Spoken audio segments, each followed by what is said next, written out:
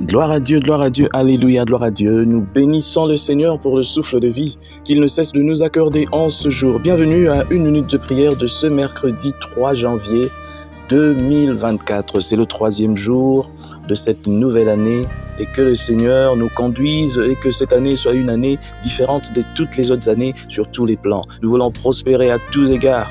Nous voulons prospérer spirituellement, financièrement, dans nos relations aussi, que les mariages difficiles ne soient plus difficiles, que les hommes qui vont ailleurs pour chercher d'autres femmes et abandonner leurs femmes ne le fassent plus, que les femmes qui agissent ainsi ne le fassent plus, que les femmes qui ont des problèmes de politesse ne le soient plus, que le Seigneur en tout cas puisse nous aider à nous améliorer. Le thème donc, devenons la meilleure version de nous-mêmes. Aujourd'hui donc, le Seigneur m'a mis à cœur de partager avec vous ce passage de 2 Thessaloniciens chapitre 2, le verset 15. Je lis au nom de notre Seigneur Jésus-Christ. Demeurez donc fermes, frères et sœurs, et attachez-vous aux enseignements que nous vous avons transmis, soit de vive voix, soit par nos lettres. L'apôtre Paul est en train ici de nous exhorter à demeurer fermes. Demeurons fermes. Et attachons-nous aux enseignements que les apôtres nous ont transmis, parce que les apôtres les ont reçus du Seigneur Jésus-Christ lui-même et de Dieu par le Saint-Esprit. Alors, mon frère, ma sœur, aujourd'hui, c'est tellement important pour nous ce passage parce que l'Église aujourd'hui est devenue autre chose. Il y a des enseignements qui n'ont rien à voir avec les enseignements des apôtres, rien à voir avec les enseignements du Seigneur Jésus-Christ, rien à voir avec la Bible, mais que les hommes eux-mêmes ont conçu tout simplement parce qu'ils veulent expliquer certaines choses. Ils veulent être à l'aise dans certaines choses, à tel point qu'il y a des églises, en tout cas des assemblées, des réunions des gens, qu'ils appellent peut-être églises, mais où lorsque vous allez, on prêche tout sauf la parole de Dieu. C'est vraiment aberrant de voir un bâtiment qu'on appelle église, des gens à l'intérieur en train de chanter des chansons dites religieuses, parce qu'il y a le nom de Jésus dedans, mais seulement dans les enseignements, rien du tout des enseignements des apôtres. On parle des anges, on parle de n'importe quoi, on parle de sciences je ne sais pas quoi, on parle de tout, mais sauf des enseignements des apôtres. Or, il est très difficile pour nous, quasiment impossible, de demeurer dans le vrai, tant que nous ne prêchons pas les enseignements des apôtres.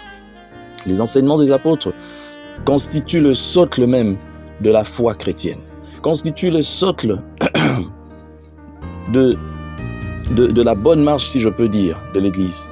Si nous voulons que l'Église puisse être restaurée, si nous voulons que les chrétiens soient affermis, si nous voulons ressembler de plus en plus à Jésus-Christ, nous devons prêcher ce que les apôtres nous ont appris. Mais il y a des gens qui veulent ajouter des choses. Il y a des gens qui, pour eux, la Bible, non, elle est incomplète. Je dois aller lire un livre et puis prendre ces livres, venir prêcher aux gens. Je dois prendre la révélation de je ne sais pas qui, Papa Kingandi, maman je ne sais pas quoi, pour venir prêcher aux gens. On n'a pas besoin des révélations de quelqu'un pour venir prêcher aux gens. Certes, les expériences existent, mais même ces expériences doivent être attachées aussi à la parole de Dieu. C'est-à-dire, ces expériences, vous devez les examiner. Elles doivent répondre aussi à certains critères.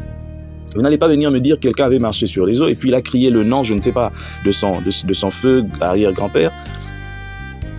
Ou bien quelqu'un a fait des choses en son propre nom. Non. Tout doit être attaché à Jésus-Christ. C'est ça l'enseignement des apôtres. L'enseignement des apôtres ramène toujours à Christ. Mais lorsque ton enseignement ne ramène pas à Christ, ça ramène à toi-même, à ta propre personne, alors tu deviens toi-même le centre de ta prédication. Voilà pourquoi je dis il y a des églises qui ne sont pas églises dans le vrai sens du mot.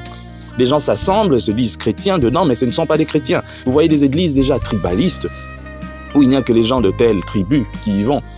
Mais ces églises se retrouvent en pleine capitale, où tout le monde devait aller. Vous fermez déjà la porte à une catégorie de personnes, ou bien à tout le monde. Vous ouvrez seulement à une catégorie de personnes. Vous vous dites église. Vous n'êtes pas une église. Vous ne répondez pas aux critères d'une église, selon la parole de Dieu. Parce que l'apôtre Paul dit maintenant, il n'y a plus ni juif ni grec. Mais comment est-ce que dans vos églises, on peut retrouver seulement les gens d'une tribu? Et les gens évoluent comme ça. Ils sont là, en caste. Ça, c'est le tribalisme. C'est pas l'église, ça. que la parole de Dieu demeure en nous. Les églises où on prêche les anges maintenant plutôt que de prêcher Jésus-Christ, ce n'est pas une église. Vous devez quitter les assemblées pareilles. Les églises où on vous montre l'expérience, on vous prêche l'expérience d'un certain je ne sais pas qui était venu, mais non, on n'a pas besoin de ça. L'expérience de Jésus-Christ et des apôtres nous suffisent. Nos propres expériences, c'est pour nous-mêmes nous édifier. On peut les partager, c'est vrai, mais on ne peut pas en faire un enseignement, non. En tout cas, ma prière en ce jour est que l'Église, toutes les églises dites chrétiennes, redeviennent christocentriques. Prêchons la parole de Dieu, prêchons l'enseignement des apôtres, prêchons l'enseignement de Jésus-Christ lui-même renfermé dans les évangiles. C'est ça, on ne demande pas grand-chose, mais c'est ça qui peut transformer les vies, c'est ça qui peut changer ce monde, c'est ça qui peut faire sortir les gens de l'obscurantisme. Que le Seigneur bénisse sa parole. Nous prions. Seigneur, merci de nous montrer que ta parole est vérité. Nous voulons assez que tu puisses nous aider, Seigneur, afin que ta parole soit toujours, Seigneur, la base de nos prédications.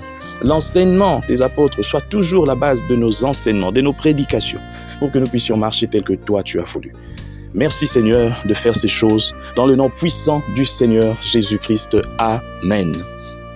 Chers frères et sœurs, dans le Seigneur, vous avez l'occasion de servir Dieu avec votre temps, avec votre intelligence, mais aussi avec vos moyens. Soutenez, restez unis dans 1 minute de prière chaque jour. Écrivez-nous, envoyez vos dons ici. Que Dieu vous bénisse.